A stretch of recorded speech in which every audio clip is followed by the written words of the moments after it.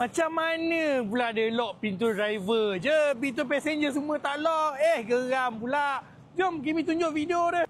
Okay, jom kita test. Sekarang ni kita lock kereta. Masuk kereta. Start enjin. Buka aircon. Okay, dah running aircon semua. Kita tutup pintu.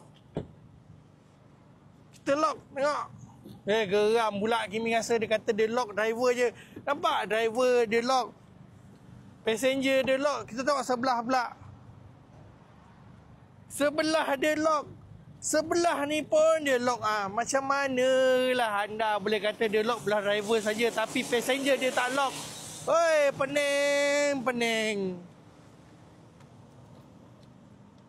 So kita buka, kita masuk dalam kereta. Hoi, sejuk. Jom, mati enjin. Macam mana anda lock kereta belah driver saja lock tetapi belah passenger tak lock? Itu mesti ada masalah. Kalau ada masalah macam tu, korang pergi dekat Proton Service Center.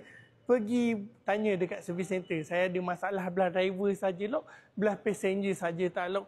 Okey, sampai sini saja video kami. Kita jumpa next video guys. Assalamualaikum.